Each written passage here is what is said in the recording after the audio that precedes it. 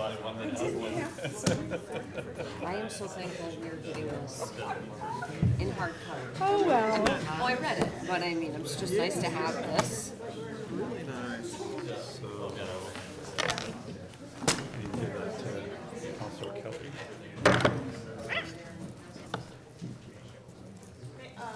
I just minimized it. It's a little out of Oh, the one on the far right there, okay, okay, thank you, Beth.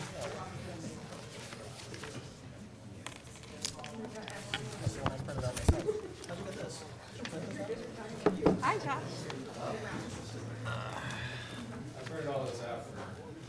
Thank you. Some of you have to share. And Peter didn't get one. You miscounted. You're not here No.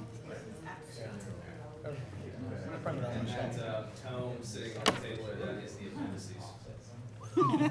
Why is Jeff's like this and mine's like this? Here, somebody read this, someone. I printed out some and Chris Those printed are out the some. appendices. Which one's better? I want the better one. Okay, I'd like to call to order, The appendices.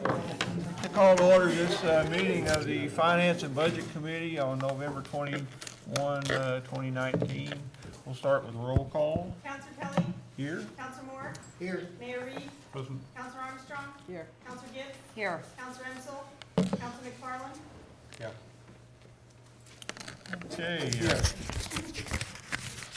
Today we're wrapping up our budget hearings. It's been an interesting process this year.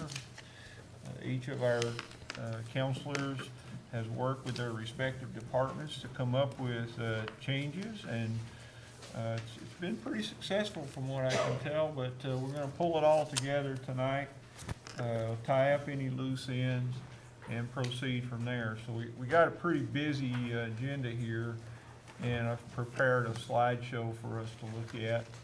So we'll go ahead and get started with that. We have with us tonight John Ruff, who's going to be available to answer questions about water and sewer issues. We have Matt Miller, and Richard Marks will join us shortly. So all those people will be good resources for us. I'd like to thank the mayor, the city chamberlain, department heads, and the city council for your continued excellence. This has been a really good budget season this year, lots of input, lots of excitement. Our purpose today is to preview the 2020 budget in preparation for passage on November 26th, which is next Tuesday. We got a lot of work to do, so we'll just keep moving. Here are some items that require a review. Water and sewer rates, those are up for discussion. The capital budget, expense inflation, more items, revenue projections, expense projections. Let me just say that those two items are moving targets. The numbers that I give you today won't be in the final budget. They'll be either adjusted slightly above or slightly below the numbers, but we're in the ballpark and you can understand where we're going. Then we're going to talk about OpenGov a little bit. It's an exciting part of our finance department now. We're hoping for some good returns on that, so we'll talk about that a little bit also. Public safety overtime, recreation revenue, the mill rate. If you don't know what the mill rate is, I've defined it later on in the slideshow, and we'll explain it to you. We'll talk about economic development and how that plays into the city's future and the 2020 budget. Our committee structure, how we use that for the budget this year. And then we'll talk a little bit about transparency in city government. I'm sure we can talk about more things, but that's a pretty big agenda, so let's get started. Water and sewer rates. We're in the process of discussing expiring sewer agreements with some of our major users. Nothing really to report yet. It's not expected that the 2020 sewer budget will be affected by these negotiations. We see the possibility at this point of slight decreases for small residential users. That's pretty exciting. I'm sure our ratepayers will appreciate that.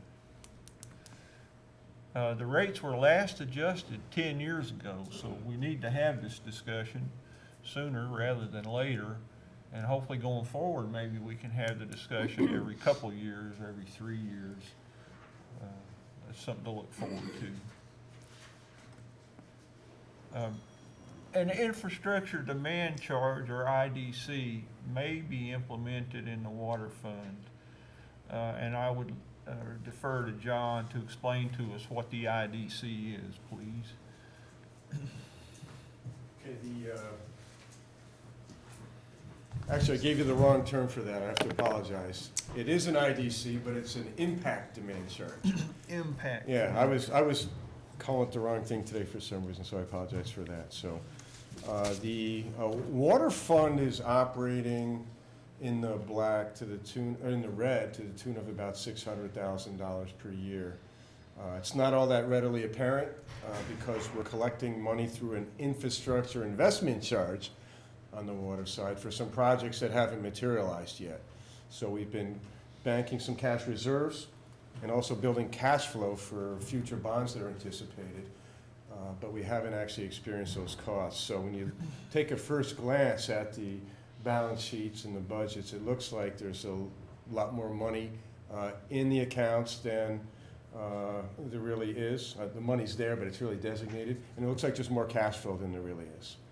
So there's about a $600,000 shortfall, and over the last couple of years, the mayor, myself, Richard, Dean have been working on an approach that will generate additional revenue, an approach that's legal, an approach that makes sense, and an approach that is looking at the fund from the perspective of how much demand do larger users in particular, how much demand do they have the potential to exert on a system. We might have some users that don't use a lot of water, but we have to be prepared to supply them with a lot of water, maybe for a fire flow or something like that. So when we make infrastructure decisions, when we design projects, when we decide how to staff our plant, all these decisions we make, we have to do with this potential demand in mind. The usage rate, the dollar per thousand that most everybody's charged, that doesn't recover fairly that kind of cost that we incur. So we went through a number of permutations, and we've come up with this concept of an impact demand charge. And it's going to be a fixed fee based on the size of a user's service. The larger the service, the more that they pay. So we're going to structure this IDC, this impact demand charge, to generate the $600,000 that's needed to close the budget gap. John, am I understanding correctly, you're gonna charge people for their maximum capacity that they might use, or? Correct. Okay. Yes. And that's a few people. It's not very broad. Yeah, It's it won't be a- pretty narrow sense of very big users. Yeah, so it's going to be, the typical residential service size is 5/8 inch or 3/4 inch. So it's not going to affect the typical residential user. It's going to be for 1-inch services and larger. There are a few 1-inch services that are residential. Those are going to be exempted. So it's basically going to be on the larger users. So that's going to be structured. The fixed fee is going to escalate upwards based on service size. And it's going to be designed to, for now, bring this budget into balance. So you'll be seeing, action tonight perhaps by the council would be to increase the anticipated revenue in the water fund by $600,000. What you'll see probably within the next 2 weeks is a local law that implements this IDC to generate that additional revenue. Dean and I are in the process of finalizing the terms on that. Are there still gonna be exemptions for low-use users of over a certain age and a certain income? Yeah, this shouldn't affect them at all. Will it be expanded to people that rent, or is it just gonna be applicable to people who have the tax residential? Yeah, it depends on where the person's renting. If they're in a large apartment complex, but there's a large service line going in, we're expecting that the this IDC would be applied to that service line. It'd probably be spread out across, all the tenants, or maybe absorbed by the owner. That, it's gonna be up to them to decide. So, bottom line is, we'll be anticipating $600,000 a year more in water fund revenue. You'll be seeing a local law in the next couple weeks that creates this IDC charge for next year. And that's, if you don't mind, I'll jump into a little bit on the sewer side. That's separate and distinct from the sewer fund. We're not expecting any changes to the sewer usage rates, the dollars per thousand, or any IDCs at this point in time. So, Thank you very much, You're welcome. John. We really appreciate it. Appreciate your work. Okay, so John mentioned that water rates changes must be accomplished by local law, so we have that to look forward to. Now let's move into the capital budget. We had our infrastructure meeting last week, and DPW described for us some of the things they're going to do next year. They're going to adjust their street repair schedule to be realistic and achievable for 2020.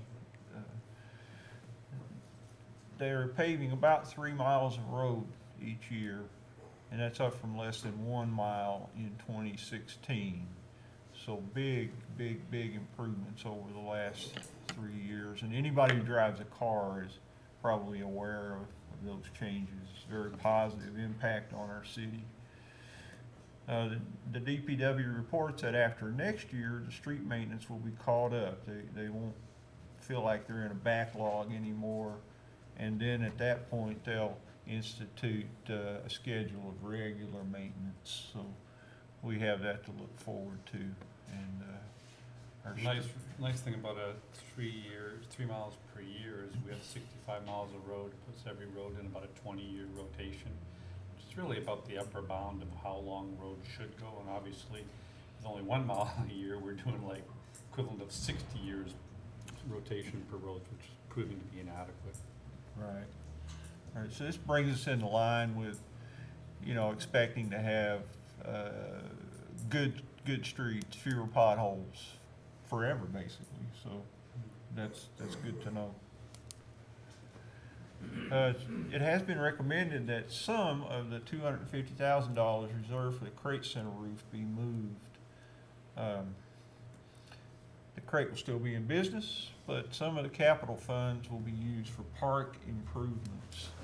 And Matt and his team are going to assess the parks in early spring. They say they don't want to do it now, because you wouldn't be able to assess water lines and that kind of thing. They're all shut off. So early spring is a good time to do that. And they'll produce a list of projects in the parks. And that includes the city beach, I assume. Is that a correct assumption? We had set aside some additional funding for capital improvements to the city beach, but it could certainly be classified as a park, so there's no reason why some of that funding could not be used for additional beach improvements. Okay. And this is kind of in recognition of our belief that the parks and the beach are the heaviest used recreation facilities in the city, at least in the summer. So we'd like to put some more money there, I think. And more generally used by Yeah. residents. Okay, let's move on to expense inflation. We do this every year at our 5-year plan, and we've settled on 3.15%, and that's a number that we're comfortable with. It's been consistent with previous years, so we'll stick with that in the budget this year. Our 2020 revenue and expense projections.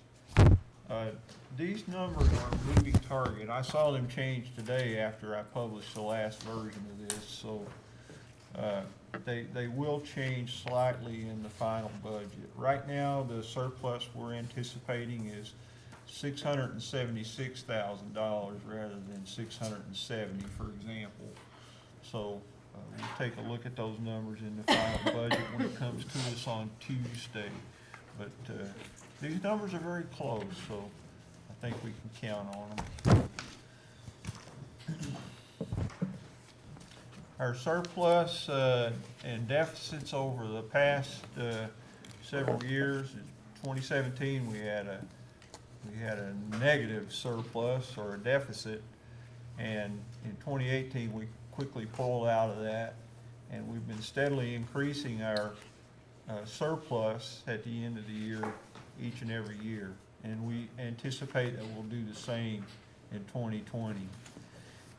If you like to see things graphically, then this is what it looks like on a graph. You can see that we, as I said, very quickly pulled out of the deficit spending in 2018. And then we've sort of leveled off in a slow but steady increase in surpluses each year. So we anticipate doing that again next year, just slightly larger surplus than this year. And then let's take a look at what that does to our fund balance over the years. 2017, we had a $236,000 fund balance, which is 1% of our annual expenses. And in 2018, we've increased that fund balance to almost $800,000. That's 3.4% of our annual expenses. 2019, again, we've increased. 2020, we're looking at almost $2 million in our fund balance, and that's 8.5% of our annual expenses, and that's about 16 or 17 days of operations. So it's not a long time, but it would certainly get us through any crisis, we hope. So again, if you like to look at things graphically, you can see how our fund balance is growing from 236 in 2017 to $1 million, $2 million in 2020. So something we can be very proud of. Our financial discipline has paid off these past few years, even though it's been difficult at times. If we keep on this trajectory at the end of 2021, we could have a fund balance of nearly $3 million. And $3 million exceeds the council's goal of a 10% fund balance, so that when hard times come, we will be more prepared.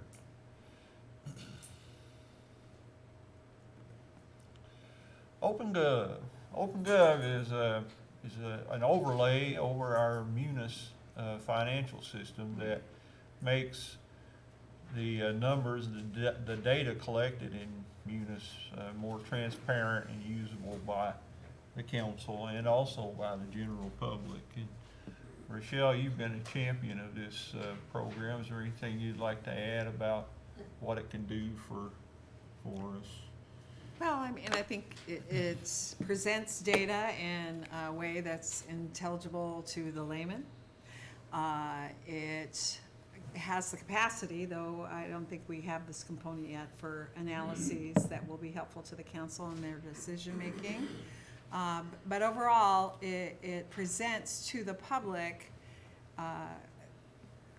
information about the way the city uses its money in a way that anybody can understand. It's user-friendly insofar as, you know, the graphics and the way in which the story of the budget is told is easy to understand. So I know that we scaled back our the components we chose, but I'm hoping that as we see the benefits of these components, which are you know, I don't know, I've forgotten what they call. Anyway, we chose two components, and that they will prove that it's worthwhile to increase our investment in OpenGov. You guys did a wonderful job of negotiating for the city, and I think we got the price lowered by half or more over the process. So that was I think good. that was a collaborative effort. I don't think you can credit me necessarily, so thanks for the collaboration. Okay. So the finance department had to increase their budget by $2,000 for this particular item, but we certainly feel that it's worth it. And, they're already working on it, and I happened in here the other day, and they were in the process of matching up Munis data with OpenGov's data structure. It's interesting to see that happen. And I understand that they'll be ready to do a demo for the council fairly On the soon. 19th, yeah. Yeah. 19, oh wow, wonderful. Okay, anybody have any questions about OpenGov? We're excited about it. I think it's gonna pay big dividends. I think it's gonna be great. Yep. I'm looking forward to it. Thank you for your work on that. Thank my colleague, Councilor Come Armstrong. on. Okay, public safety overtime. This is where we put Elizabeth on the stage. Really? Eliz- I'm on Elizabeth- stage. Elizabeth reported to us a few weeks ago about Elizabeth and Peter are the Public Safety Committee, and they reported how overtime budgets are going to be cut significantly to contribute to the bottom line. So, Elizabeth, if you don't mind, you'd like to tell us about how you did that? Well, I waved my magic wand.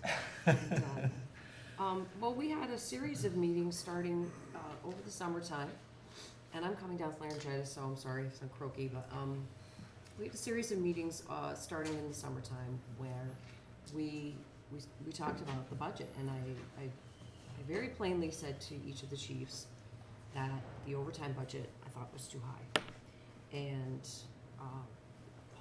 police and fire make up more than half of our overall budget. And so the payroll money that we're investing in that on top of overtime is a huge tax burden. And it's quite troublesome for me because I'm concerned about what the long-term implications of that might be on our budget. And is it sustainable? And I was very direct with them about that. So we had a series of meetings and conversations starting early in the summer, I would say about July, and then again in August and September, October. I mean, we just kept talking and talking. And then when we finally had our budget meeting before our public safety budget hearing, we met with Colin Reed and Mayor Reed and Peter, the chiefs, myself, and we really had a 3-hour meeting where we just hashed it out. And overtime has to come down, and made it the same for both. And that's how we did it. Okay. It was a long process. Well, we thank you for your efforts there, Elizabeth. Absolutely. Oh, thank you. So we're hoping that reductions in overtime will be a big contributor to 2020's financial success. Now let's talk about recreation revenue. Fee increases at our major recreational facilities will result in, that number is wrong. I've been told that today the number is actually $347,000 in change in new revenue. So I stand corrected there. I think Matt and his team are doing a wonderful job of coming up with new ideas and new structures for revenue. This will reduce the general fund's contribution to the rec complex by about half. This will shift half the cost of rec from taxpayers to users of the facilities. So now we understand, of course, that those two groups overlap, taxpayers and users. So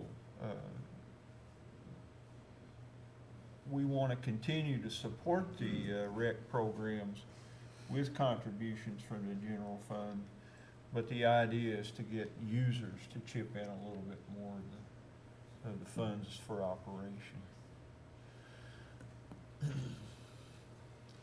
This could also free up funds from the general fund to go toward park maintenance, another area we're interested in spending a little more time and money with. We find that, at least, especially in the summer months, that our parks are heavily used. If you go visit a park on a night when, say, there's Little League baseball you'll find the parking lots full, and playgrounds are heavily used also. Now we'll move into the mill rate. Mill rate is sort of what we get when we do all these calculations and projections about revenue and expenses. How much are the taxpayers going to have to chip in to finance the city's operation? That's sort of the question we ask every year. What is a mill rate? A mill rate is explained here that if you have a mill rate of $10,000 of assessed value, a house assessed at $100,000 would require a tax payment of $1,000. Pretty simple math. So if you take that concept, the city's 2019 tax rate is $12.20 per $1,000 of assessed valuation. So if you use that $100,000 house as an example, that homeowner is going to pay $1,220 each year in taxes. Pretty simple. For 2020, because of our operational efficiencies and increased revenue, we hope the city is able to offer a reduction in the mill rate of minus 4.658. So this, of course, puts us below the tax cap, far below the tax cap. And that's something that's pretty exciting. We're going to actually reduce taxes. So the question would be why? Why can you do that? And it's because of our operational savings, our revenue enhancements, and the reassessment that was done back in, when was that? Back in April, I believe. So the average for homes reassessments was about 4%.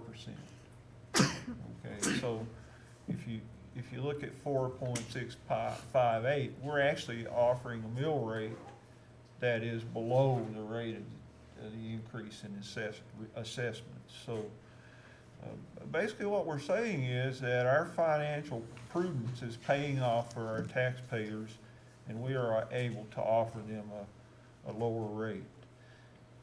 So with a healthy, growing fund balance and operational efficiencies, there's no reason that we can't pass on these savings to our taxpayers. That's something to be very excited about, and hopefully our taxpayers will be pleased, and it'll lower their cost of living slightly here in the city of Plattsburgh.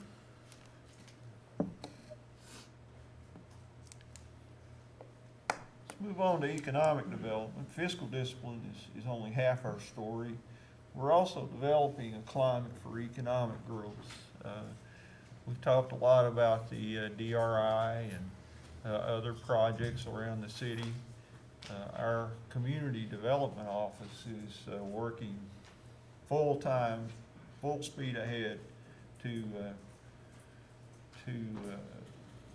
make sure that we're getting grants to help us grow. Matt and his team are directing the DRI with a great deal of acumen, I think. We're real pleased with that.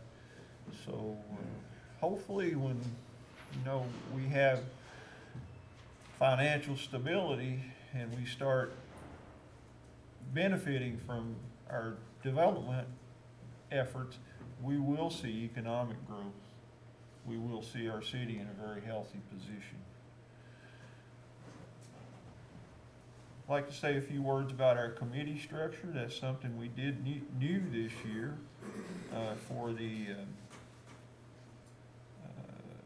budget cycle, and our counselors and the mayor and all department heads were able to work together and come up with ideas to streamline operations and increase revenue. So that's why we're in the position that we're in today. Can't thank our council members and mayor and department head I can't thank you enough for all your efforts. I want to say a few words about transparency. Governments are often accused of not being transparent. We want to put everything on the table. We realize that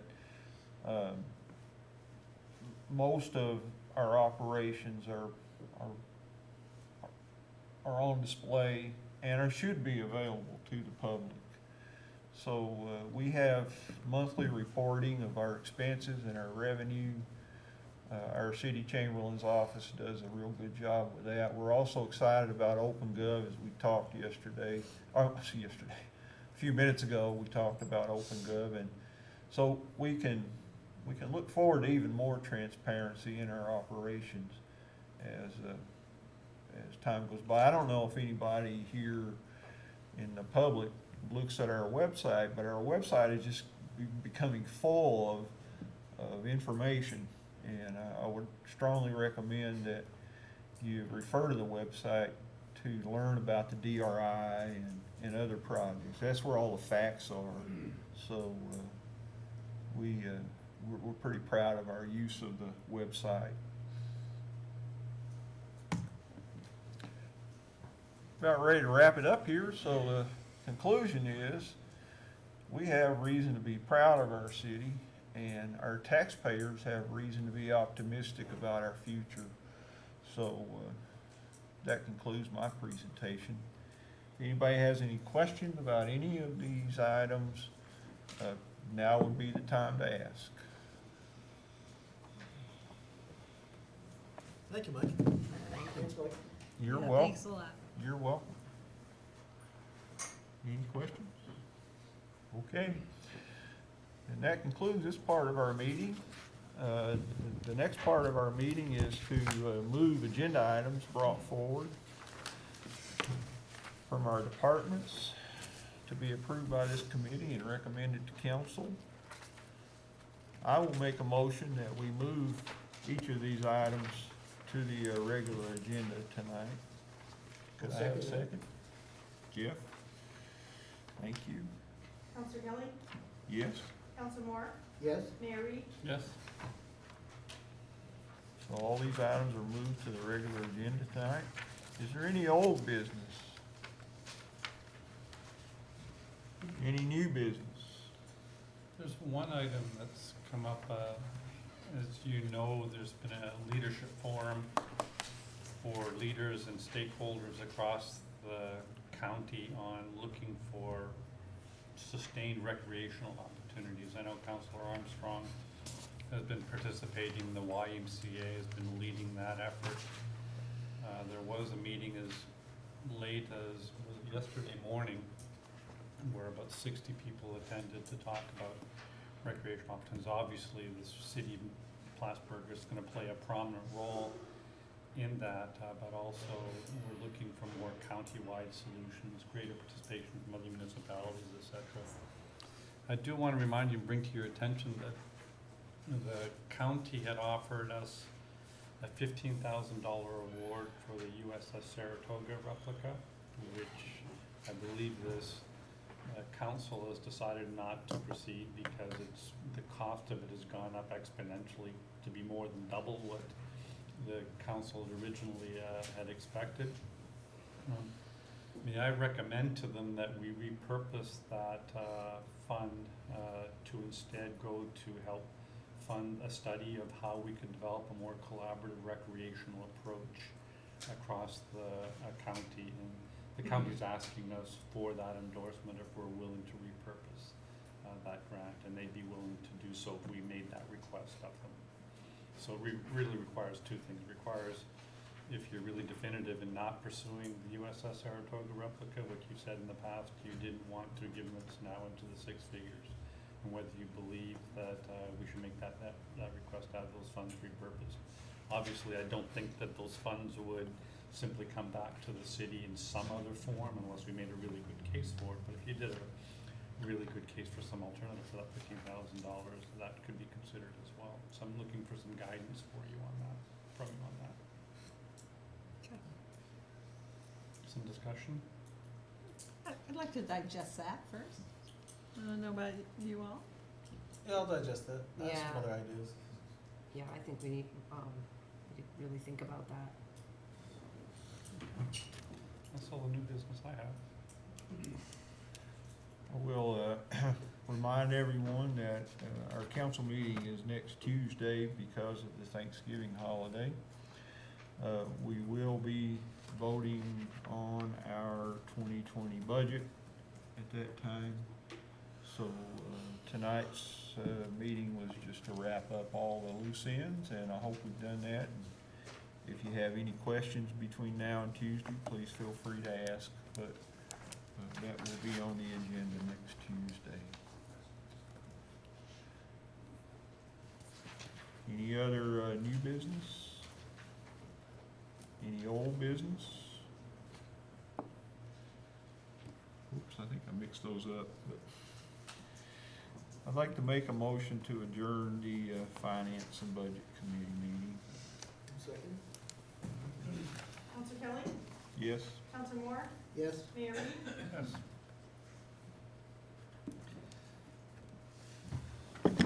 So let's begin then our working session in preparation for tonight's council meeting. There's a couple of obviously very significant items on the agenda, and this can afford us some time to discuss them and have additional presentation time on these issues. Do you have any preference on how to proceed in the work session?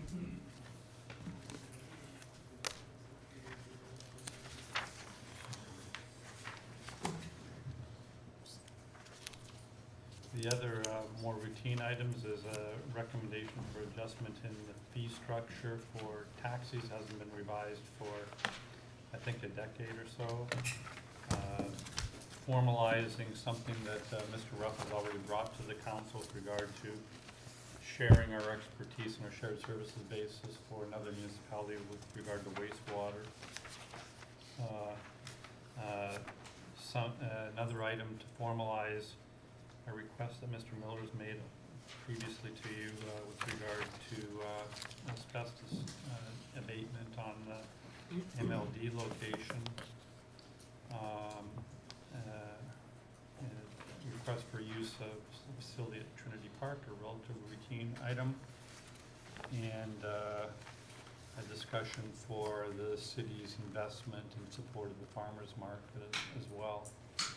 The one I left out, which is probably warrants significant discussion and presentation time, is the draft that you've been mulling over for the last couple of weeks. It's been honed and various concerns and questions have been answered very diligently.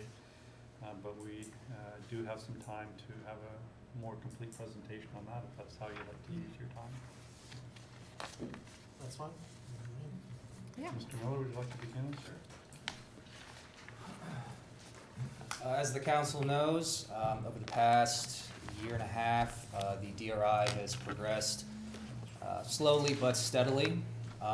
During the permitting phase of the cornerstone of the DRI, the Durkee Street project, some concerns were raised that the review process by which the city was pursuing seeker evaluation of the projects in isolation may not have been in full compliance with the seeker regulations as mandated by the state.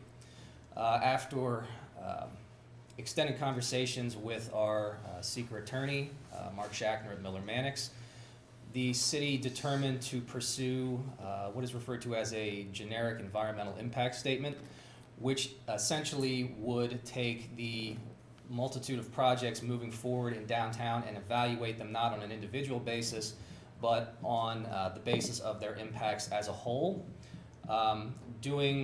Pursuing the seeker review in this manner would also bolster the city's defense if the litigation that has been threatened against one of these projects does ultimately materialize. So the city sought quotes for the completion of a GEIS that would cover all of those projects and evaluate all of the environmental impacts that they may have. We decided to hire Chase & Companies to put together that GEIS and lead the process with the city. And over the past 4 to 5 months, we have been going through the process of first a scoping document defining the scope of the process. And then, once that was signed off on by the council, we dug deep into the details of the individual projects and how they affect everything around them, from traffic to endangered species to 24 other different considerations.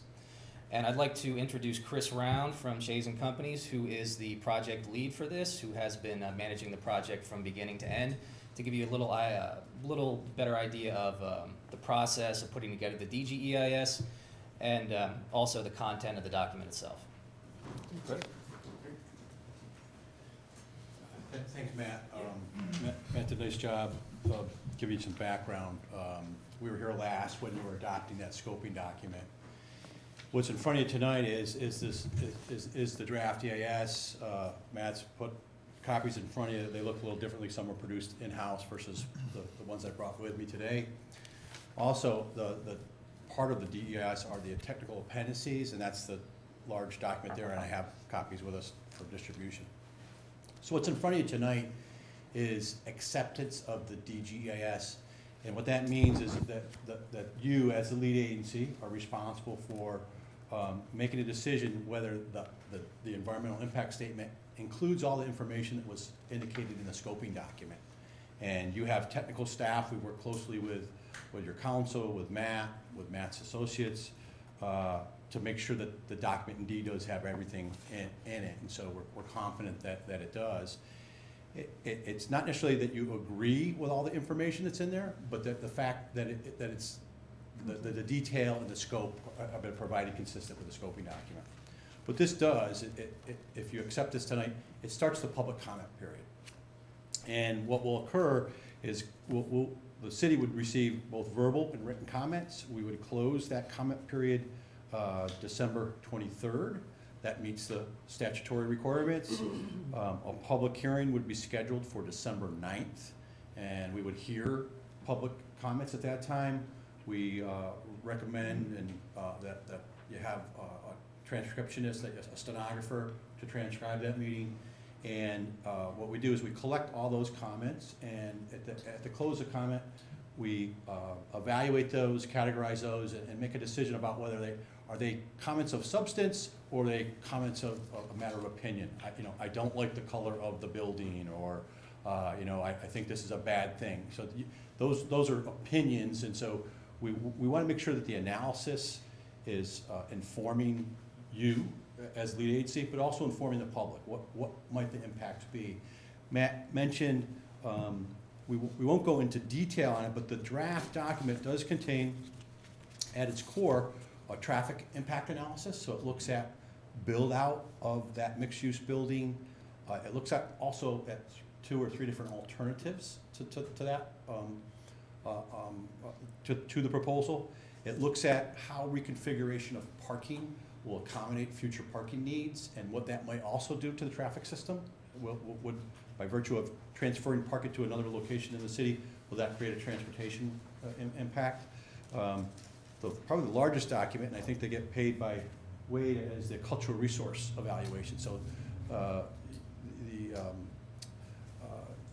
consultants that were charged with that looked at, is there potential for impact to historic or cultural facilities, and if so, how might we protect or recover those artifacts? And so there's a large technical document in there. The DGIS summarizes all this information and provides, there is an executive summary. So up front, there is, as Matt mentioned, an examination of the natural resource impacts. There is an examination of the fiscal impacts, both to the taxing jurisdictions as well as the economic impacts. What might the revenue that would flow from the project, both direct and indirect, and how will that affect the city's finances? So all that information is in the document. At the conclusion of the comment period, we would prepare responses to the comments received. The FEIS, the final generic EIS, is basically a summary of those comments and a line-by-line response. We don't know what those comments might be, but if there is a a question that bears further evaluation, it may take us, additional time to actually expose and discover and share what those impacts might be and explain those things in a way that's understandable to the public.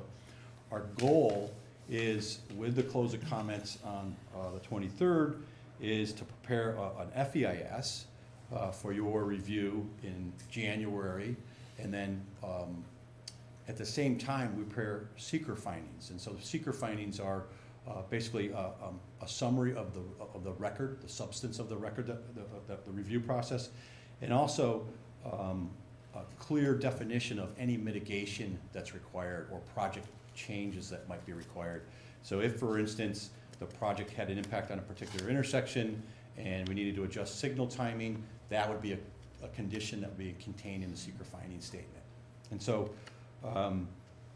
right on the heels of acceptance of FEIS, there's a minimum, we have to wait 10 days after the FEIS is published and accepted by this board until you can publish findings.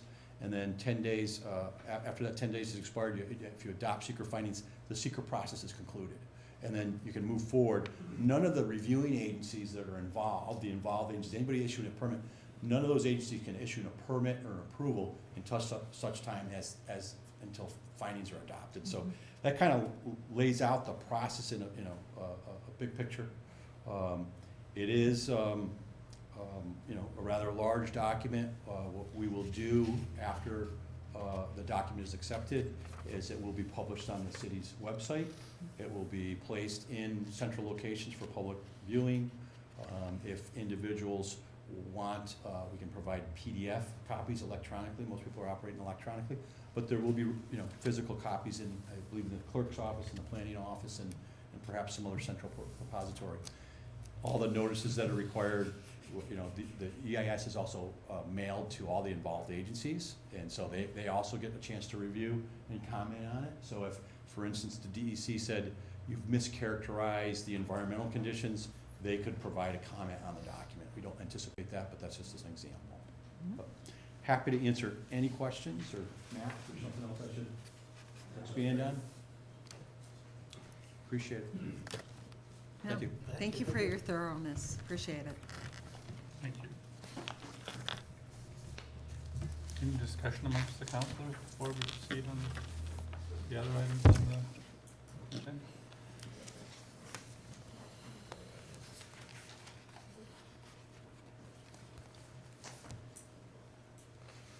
Would you like any further discussion on the other items?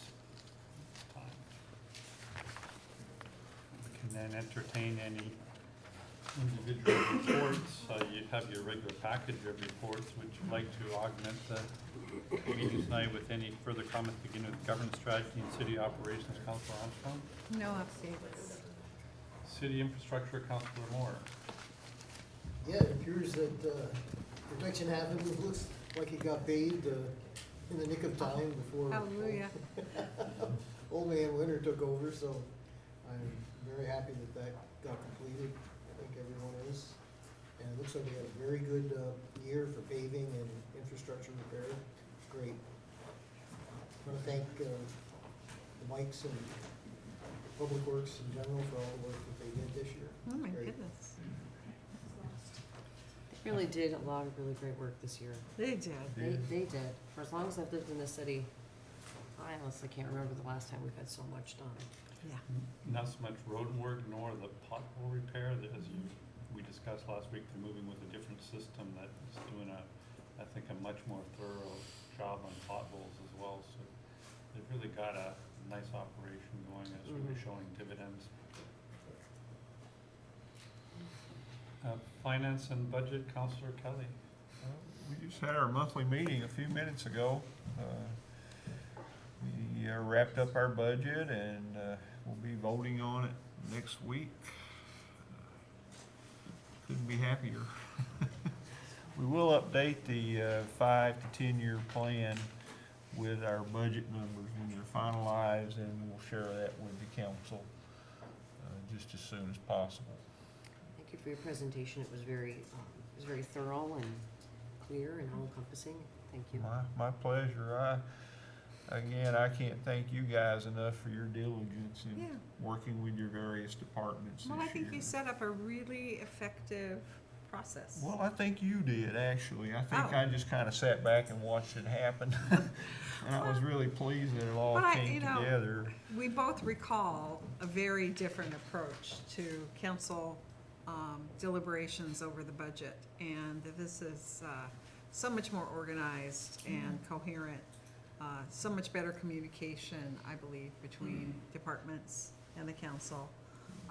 And, well, obviously, the results are impressive. Sure are. Thank you, Rochelle. Thank you, Public Elizabeth. safety, Councilor Gibbs? I don't really have any updates, but I do have a question. I'm requesting an update, actually, on the code enforcement officer. Last week, we had talked about, what the possible salary was going to be, and I, was hoping, are we gonna have a full update by next week on the proposed, salary for that person? Joe, do you want to come Oh, up? Joe and- is here, okay. We're talking about hiring a new. Yes, That has to do with the changes in, Yes, I was still working out the kinks with Dean on this local law, and some of that is gonna dictate, where we are with the salaries, and as the mayor said, trying to make it budget neutral. okay. Will you have a full update for us? I know, Dean said that, very likely you'll have the law ready for us to look at next week. Mm-hmm. Yeah, So- we're really close, yeah. Okay, and so the position, the proposed salary and all Yes. that? Okay, all right. That's all I want to know. Have Okay. you incorporated those numbers into your 2020 budget? I hadn't into mine, no, not Okay. yet. Okay. Yeah, that's what I'm asking. Will that require a budget adjustment, Richard? Okay. So we'll have those numbers in before you approve the final budget, but as the building inspector said, we're expecting the expenses and the revenues to about offset each other. Yes. Match, yeah. Okay. We'll still need the actual numbers for revenue and expense, what is the numbers, and to do an official budget resolution. So, And the other thing not considered, like I brought up to you, was the manager's salary is a 1.5% increase. Yeah. Being consistent with all the other employment group increases, that's not in the numbers either yet. okay, okay. We will discuss that between now and Tuesday for sure. Did that answer? Yes, yes, thank you. MLD Board President, Councilor McFarland? Oh, yes, as Jeff mentioned, Protection Avenue is pretty much done. Certainly all the electrical things seem to be done. So that's certainly a plus. I went down there the other day and I checked it out again today and it looks wonderful. Also, if you've read the newspaper, you'll see that one of our biggest Bitcoin manufacturers has seemingly transplanted to Messina for the winter. So that will probably put a much lesser load on our system coming up for this winter. So we have that to look forward to. Other than that, nothing else is really going on. As we monitor the electric usage, they haven't fully ceased operation, but they're down about 65% compared to what they were beginning in November. And as you know, in the winter months, we once in a while go over our quota. If we do go over our quota, of course, that the industry that caused us to go over it primarily pays that toll. So just because they're below the threshold, probably won't have any ramifications to our household, because our households have already been protected due to the law change through the Public Utilities Commission and the Public Safety Service Commission. Yes, and this is the first year we have set up that we have 100% renewable energy lined up, and if we do go over the quota. That's exciting. It is. really exciting. Thank you. Any other reports you'd like to offer at this time?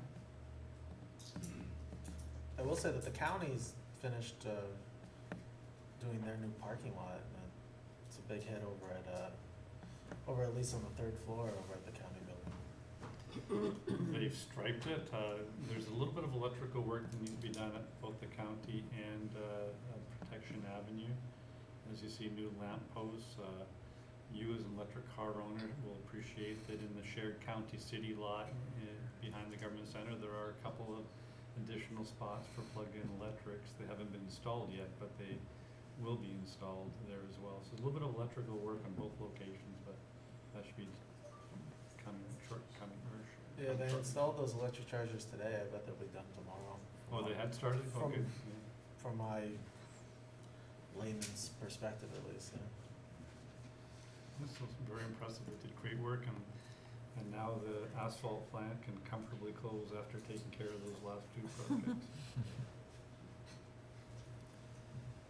Well, if there's no other additional reports, we can just take a very short 2-minute recess and begin our meeting momentarily. Joe, I understand you've been having some infrastructure problems at the Press Republican today, huh? Can I ask, what's this for? What's going on? No computers?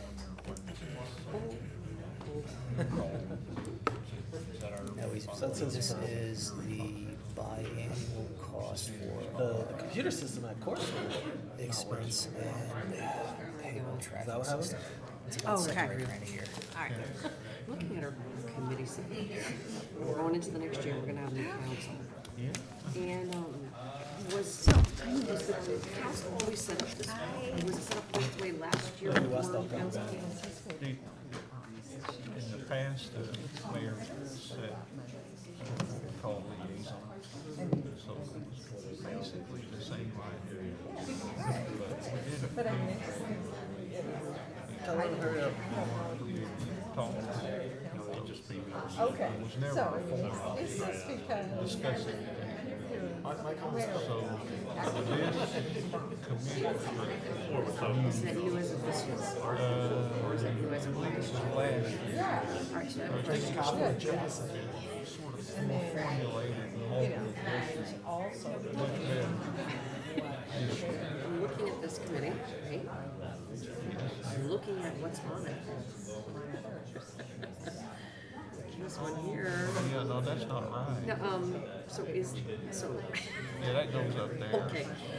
Whitewash, or maybe it's one. No, that's what I noticed. So this one, this and this is put under ours, but it's never been there. That way, it's always been here. Okay, so.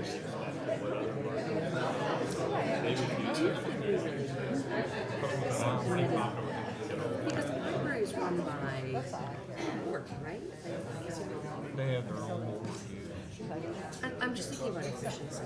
So for example, this. Yes, so it's broken down. If you eliminate it, that's good. How would you perhaps what is that? Yep. Right?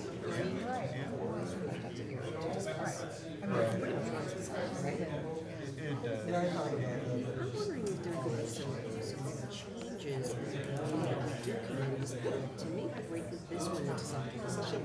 This is huge. Yeah. It's huge. It's sprawling. I mean, I wonder if.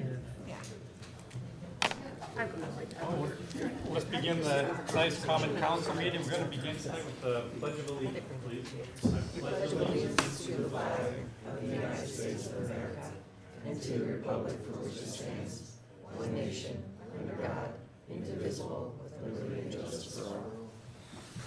The mayor said Roll call, please. Mayor Reed, Present. Counselor Armstrong, Here. Counselor Kelly, here. Counselor Gibbs, Here. Counselor Ensel, Counselor McFarland, Yeah. Counselor Moore, Here. I know we have a very important agenda tonight. I just would like to follow up with some comments that many of you have already made. The budget hearing that we just completed was outstanding, a lot of really great discussion, but not just tonight. It's been going on for about 6 weeks now in committee structure, and I really appreciate all the help that each of the committees have made. Every committee's made a really significant contribution in making this budget much stronger. I appreciate Councillor Kelly's graphs that show the progress we've been making in kind of refining this approach. And the approach seems to be working. Every year we seem to be able to meet some very challenging goals that we've set out in our 5 and 10-year plan, and we've been right on target just about every year. We're finally getting to that point where we have a fund balance that's approaching what's acceptable. I know our guideline was 5 to 10, but really with a self-insured city, I'd be much more comfortable in the 10 to 15 kind of a range, because as you said, we're only one calamity ahead from financial disaster, especially when we self-insure with our medical. But the level of cost containment, the level of analysis from our department heads, and from your various committees, I think is really what's making all the difference. We're just so careful with how we spend money and always looking for efficiencies, and I think that's really paying dividends. I really appreciate your work, and I know we'll continue with another year or two of some pretty challenging work, but I'm very confident we'll continue in the same vein with this upcoming new council as well. So this is very exciting stuff. I see one of our new councilors is here tonight, Ira Barbell from Councilor Armstrong's ward. So, and I know that he's also a very like mind in the approach that we have to the committee structure and to fiscal responsibility, et cetera. So I'm very excited on what the new year is going to hold for us financially and through governance as well. So thank you for coming tonight. That's all I have. Resolved that the minutes of the regular meeting of the Common Council held on November 14th, 2019 are approved and placed on file among the public records of the city clerk's office. Moved by Councilor Gibbs and seconded by Councilor Armstrong. Discussion? All in favor? Aye. Aye. Opposed? Passed. Resolved that the payrolls of the various departments of the city of Plattsburgh for the week ending November 20th, 2019 in the amount of $519,186.07 are authorized and allowed, and the mayor and the city clerk are hereby empowered and directed to sign warrants drawn on the city chamberlain for the payment thereof. Moved by Councilor Kelly, second by Councilor Gibbs. Discussion? All in favor? Aye. Aye. Opposed? Passed. We've already offered during our work session various committee reports. Are there any other committee reports or additional comments you'd like to offer this time? Seeing none, resolved the reports as listed are hereby ordered received, and any written reports are placed on file among the public records of the city clerk's office. Moved by Councilor Armstrong, second by Councilor Gibbs. All in favor? Aye. Opposed? Passed. No correspondences or recommendations from boards at this time. Please continue. Resolved that the bills ordered by the Common Council for the week ending November 22nd, 2019 in the amount of $647,544.38 are authorized and allowed, and the mayor and the city clerk are hereby authorized and directed to sign warrants drawn on the city chamberlain for the payment thereof. Moved by Councilor Moore, second by Councilor Armstrong. Discussion? All in favor? Aye. Opposed? Passed. This is an opportunity now for any of the members of the public to please come forward and share your views with the Common Council on items on the agenda tonight. There's also another public comment period for general items at the end of the meeting. So this is just for agenda items only, and there is an agenda, copy of an agenda just outside the door there if you wish. If I may briefly. Joe LaTemplio, Press Republican, 170 Margaret Street. We did have a water main break today. It was our responsibility. We took care of it. But we did have great help and cooperation from the city Public Works, clerk's office, the attorney's office, and it helped us out a lot. And I wanted to publicly say thank you for the help we had today. I know it's Public Works, it's not an easy job, but they really went over and helped us today, and we appreciate it. So, thank you. Thank you. It's very nice to hear Is that kind on of the feedback. agenda? Appreciate it. Any other members of the public, please come forward. Seeing none, let's continue. Accepting draft generic environmental impact statement as complete for public review, scheduling public comment period and public hearing, and authorizing. Beth, public I'll waive a notices. reading and move to resolution. Moved by Councilor McFarland, second by Councilor Kelly. All in favor? Aye. Opposed? Passed. Discussion on the item itself. Yeah, I just do want to, even though we are waiving the reading, we've all read it for the benefit of the public. This is just the acceptance of the document in order to push it forward for public review.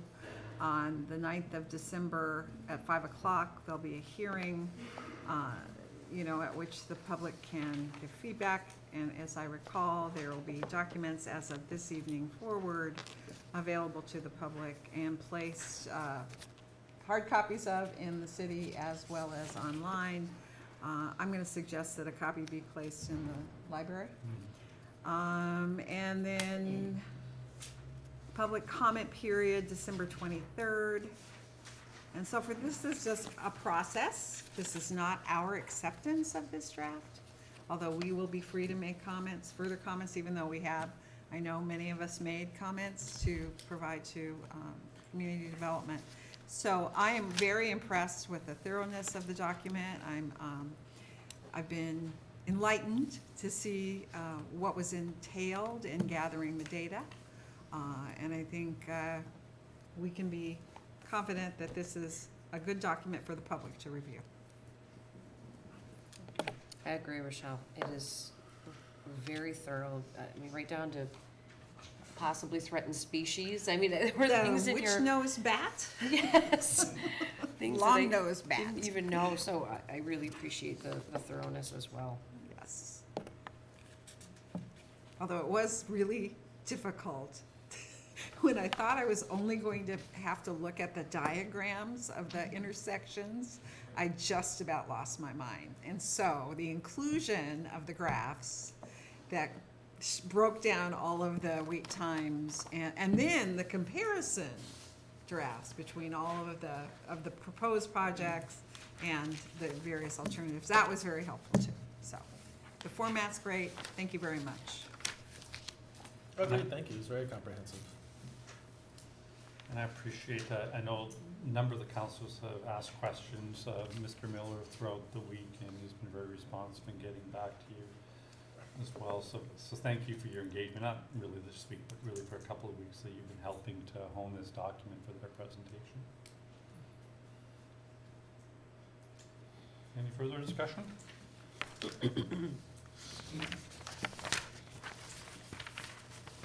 Seeing none. And by the way, this also establishes presumably the public comment period and all the various timelines listed in the resolution, so please take note of those. We Roll got a call. second on that, right? Yep. Okay. Roll call? Counselor Armstrong? Yes. Counselor Kelly? Yes. Counselor Gibbs? Yes. Counselor McFarland? Yes. Counselor Moore? Yes, Resolved in accordance with the request, therefore the common council approves the city clerk to increase taxi vehicle license fees from $80 per year to $100 per year, taxi operator license fees from $50 per year to $75 per year, and amendments for both from $20 to $30 fees increases to start January 1st, 2020, according to section 314-11 of the city code. Moved by Councilor Armstrong, second by Councilor Gibbs. Discussion.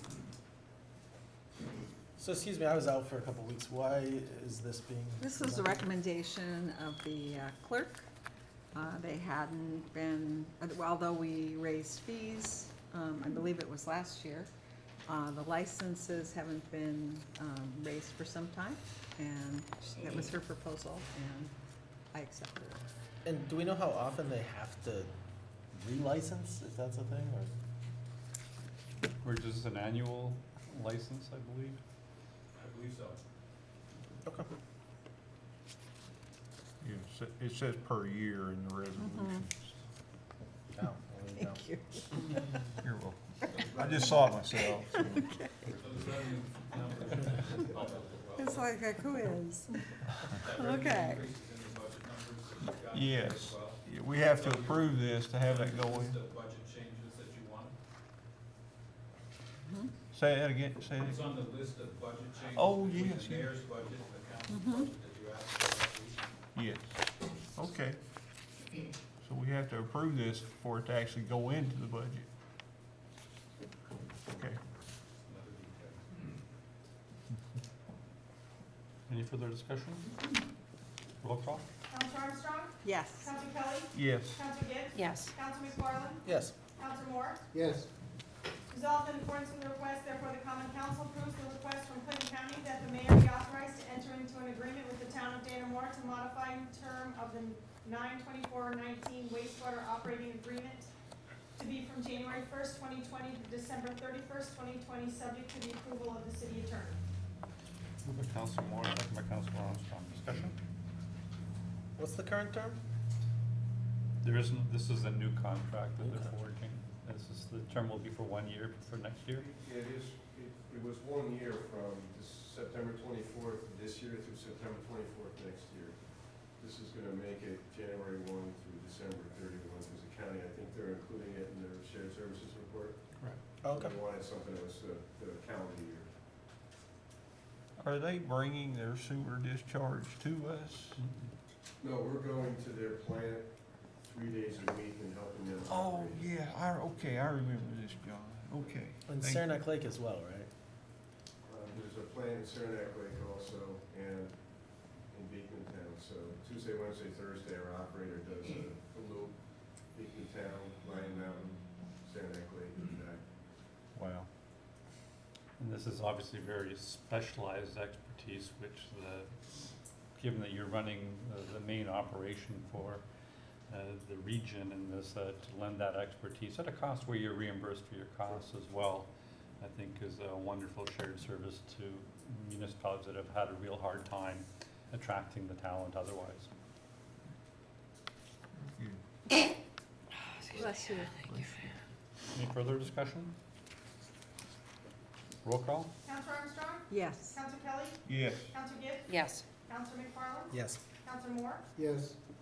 Resolved in accordance with the request, therefore the common council approves that the mayor is authorized to sign an amendment to the professional services agreement between the city of Plattsburgh and KASE in the amount of $26,673 to include project management and oversight, fill sampling and analysis, and third-party air project monitoring in accordance with New York State Industrial Code Rule 56 for the asbestos abatement and/or demolition of 5 former Plattsburgh Municipal Lighting Department buildings located at 26 Green Street.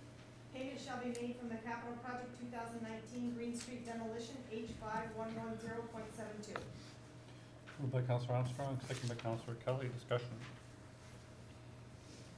And please note that you may recall funding for this effort to relocate the MLD and recover those properties was from a $1 million Restore New York grant, which has been prorated downward because we're now demolishing 5 buildings rather than the full 6.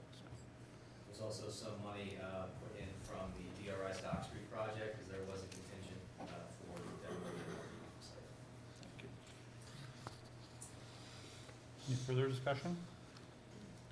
Roll call? Counselor Armstrong? Yes. Counselor Kelly? Yes. Counselor Gibbs? Yes. Counselor McFarland? Yes. Counselor Moore? Yes. Resolved in accordance with the request, therefore the common council approves the public forum be made available commencing November 29th, 2019, for a period of 40 days at Trinity Park, providing free, equal, and unrestricted access for holiday displays. The maximum size is 10 by 10, and requests must be filed with the city clerk's office in advance. $20 fee for electricity and certificate of insurance are required. Moved by Councilor Kelly, second by Councilor Gibbs. Discussion? Roll call? Counselor Armstrong? Yes. Counselor Kelly? Yes. Counselor Gibbs? Yes. Counselor McFarland? Yes. Counselor Moore? Yes. Resolved in accordance with the request, therefore the common council approves a grant from the Downtown Grant Program, a constituent project of the larger downtown revitalization initiative, be awarded to the city of Plattsburgh in the amount of $250,000 to complete improvements related to the renovation expansion of former Plattsburgh Municipal Lighting Department Building 4 located at 26 Green Street, and for improvements to the surrounding grounds. These improvements will create a new downtown destination in the city's harborside area, and the renovated building will improve food access for city residents and visitors by serving as the new home for the Plattsburgh Farmers and Crafters Market during their annual operating season. And it is further resolved, this award be made pursuant and subject to the terms and conditions of the DGP, including any associated grant documents. Moved by Councilor Moore, second by Councilor McFarland. Discussion? Yeah, I know this subject has been discussed a bit going forth, and there's been some back and forth. I do see a member of the farmers market here, and I'd be curious to hear what the vendors of the farmers market think about this proposal, if she's willing to. Didn't know we can do this, so bear with me. I'm Julie Bond, I'm the manager. basically, we took a survey. We all went down there, looked at the building and everything. And the vendors, we took a survey after. We wanted to know, yes, you were for it, no, you weren't. And 22, 22 were for it. 2 were against, I think, and 4 were on the fence. They said, well, if we have to, we have to, kind of thing. There was concern about the rough plan. And so John Ruff, That's the new name, John. being awesome as he was, did tours. First, Dick Crawford and I went down there, and we went on that, and then he opened it and extended it to the vendors. We didn't have very many vendors that went. They're kind of trusting me to do what's best. But it was so enlightening as the smell, there is nothing. My cat litter box smells worse than that does down there. It's just, it was good to see what was going on. The vendors were really positive about that. They said, great, if you know, I mean, you know, it's been out there, oh, it's gonna contaminate the food and whatnot. But going down there, John was very good at pointing it out. We got all kinds of, I wrote everything down and I presented it to the vendors, and they're positive. They're looking for a change. They're looking for something more to call home. And so, John, it sounds like did a good job of alleviating the concerns. around the Unbelievable. plant. It was really, really good. And Matt, I want to everybody to know that Matt and Ethan have been beyond wonderful. If I ask for something, they get it to me. If I say the vendors or the board need this or this, they get it to me, and and I mean, I'm talking same day. He's the one that let me know about coming tonight, and I mean, honestly, he's made me feel, I was really apprehensive at first, but I am 100% on board with this. I think it is gonna be the best thing for the Plattsburgh farmers and crafters market. And the mayor has been unbelievable through this whole process. And I think it's gonna be great. I really do. We're gonna have so much more room. Yes. I And it mean- satisfies And you know, your that's a requirements, nice parking and location. space. Everything. And the board and I have been talking nonstop about promoting this and promoting that. And if we do this and, oh, we can do that. So we've got positive things featured. We want that building. We want that Yes. location. Excellent. That's wonderful So- news. Good to hear. Well, thank you, Julie. Thank you. And I should mention, Mr. Ruff has had some plans to do necessary improvements for the wastewater recovery and recycling facility, WRF, for a number of years, but he's really accelerated those plans and has put together a really ambitious agenda to make sure it dovetails into the needs of the Yep, farmers yep. market as well. It's not just the farmers market, it's really just the revitalization of the whole harbor side, of which we want the farmers market to be really the cornerstone of that. It also invokes the Saranac River Trail, which we're investing in as well. You know, this is a much bigger package that isn't at all in isolation. This is something that's gonna be really the first step to us living up to a dream on the harbor side that many of us have talked about and written about for decades now. But we're always held up because there was a MLD plant down there that was old and kind of falling apart, and now we're gonna be left instead with a beautiful harbor side and a real attraction there. And I think you'll see us and future councils investing much more in there and making for more park-like things. And we're asking for a major grant to do a complete master plan for the harbor side.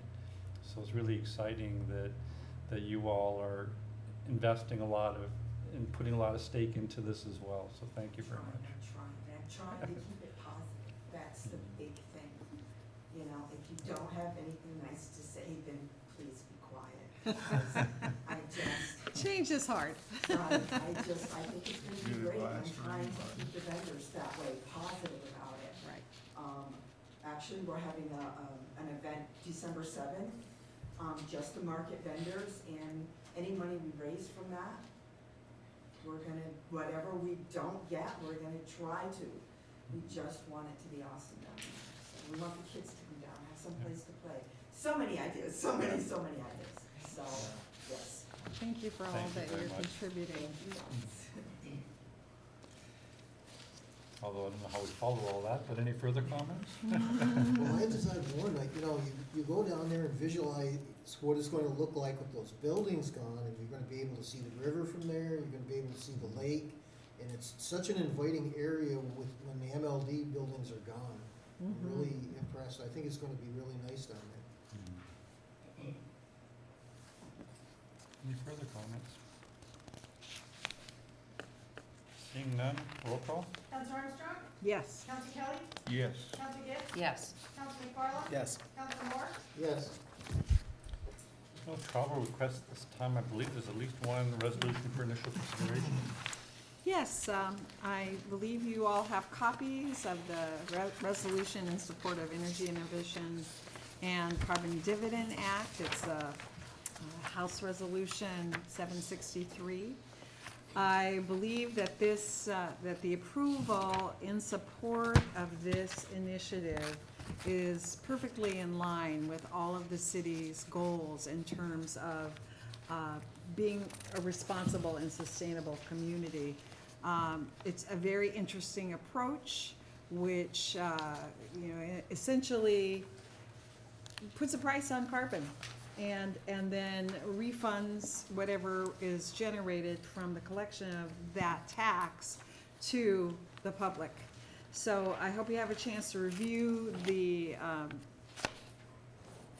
resolution in support of this week, and I look forward to your comments next week as we consider to vote. Oh, so you're gonna put it on for next week? For and not- next and week, not the week yes. before? Mhm. Okay. Any other additional items for initial consideration? Any new business or additional council reports? Only new business is, as I said earlier, the county did a great job in redoing their parking lot. Our parking lot. Yes, and we're gonna have, I do think there's gonna have to be some restriping done for some parking on the street, stuff like that. I just wanna reiterate that I hope when we do that, we can put in a crosswalk from Marion over to the government center. Good idea. I think our planner has been working on that, actually. She's got an ambitious agenda of a number of additional revisions she's considering. Perfect. Any Well, other? just shout out to the CD office. Good work. Yeah, they're really active. Working these Yeah. hard, days. aren't they? well, I just had one comment, in closing. I hope everyone reviews all these conceptual diagrams in here and all the great improvements that are gonna happen in our center city area. I mean, this is a really super project. I know there's been a lot of negative press about this, but I'm gonna tell you, look at this carefully and you'll see all the good things that are gonna be happening in the city, and hopefully, we'll enjoy some economic revival on this.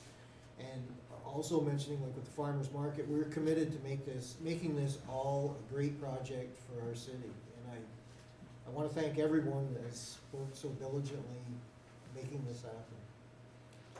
And you know, it's not just a way to make our downtown nicer and create more community downtown, although obviously it will do all that as well. I think we're all confident.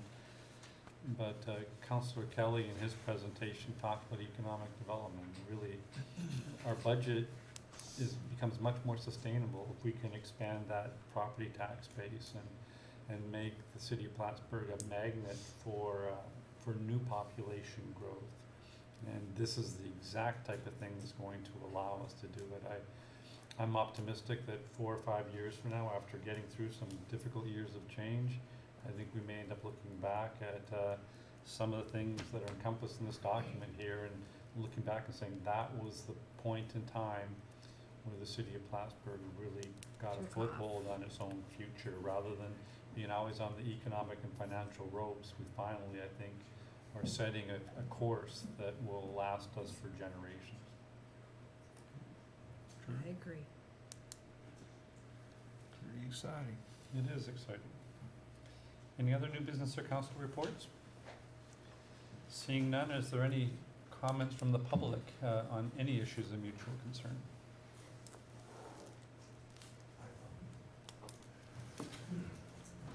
Since everybody's in a thankful mood, last night there was a homeowner association meeting on the Oval. And the mayor and Public Works and the police department all wanted me essentially to express to you the thanks from them to you for the parking signs that were installed on the Oval, stopping parking on the grass on the west side of the Oval. It really wasn't so much a concern about the grass, it was a concern about parents parking their cars there to watch their children play lacrosse or soccer. And the younger children, the 3 and 4-year-olds, were kicking balls around the cars, and they were running out into the street after the balls. The signs look great. They did a great job with doing it, and I just wanted you to know that people are telling me how pleased they were with the action by the city to put that in place. They still would like to see a 20-mile-an-hour speed limit around that oval, but that's another thing at another time. Thank you. Thank you. Thank you. Any additional public comments? Seeing none, do I have a motion to adjourn? Moved by Councilman McFarland, second by Councilor Gibbs. Roll call. Counselor Armstrong? Yes. Counselor Kelly? Yes. Counselor Gibbs? Yes. Counselor McFarland? Yes. Counselor Moore? Yes. Thank you, folks. So, I want to make a suggestion about that. I don't think that some of this could change. Like, I think this should not be a committee.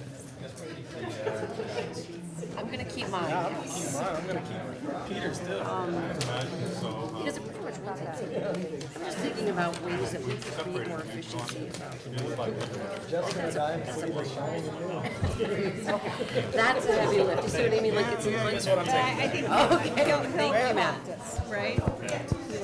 So you've got the current fee structure being You proposed. need this, take it, okay? I've What I do read with it. it, it's right Changes here. that, but they're now, they've met their. I'll budget. match but I it wanna go back against, through. Do you know what I whatever mean? I received on Monday. Just thinking ahead, Okay. that in order to distribute the work. Richard or Dean, what do we need to do? Do we need to, I don't know how to approach that. Is that something we we need would to do? adopt the fee structure for recreation? What's that, next meeting? We may want to. We want to, we don't need to. There's I probably, look at this, and then I look at that, and I go, there may be something in the charter that says I we think have so. to have, That's what I was thinking. one of us has to sit on the board there, right, right. But work with the board. right, I'm sure it does. I know my is mentioned as a department, but There's no reason why that person could take on the You missed the council. what I'm saying, make it You know what? I'm gonna try very hard. Right now, you hardly ever have anything on the board. But I will miss you all. Yeah, they do a good job. Yeah, they And do, the and, like I said, I'm just looking at what we do, and that's not an even distribution of the responsibilities, I'm just looking at I'm just talking about the way our committees are set up. Oh, and I said, this one's a heavy lift, that one's a nothing. Exactly. And that's not really fair, I think, I don't think it's efficient, Maybe it should be redistributed. that's what I'm saying. Yeah. I think, honestly, I said Rochelle, there's part of me that thinks it should be its own committee. Yeah. We're, you know, we're complex. Especially next year, they're gonna require a lot of scrutiny to make sure they're making those numbers you expect from. Well, and that is sprawling across the city. Just things to think about. And I gotta get thinking. Hey, you were on the front page of the paper there, Jeffrey.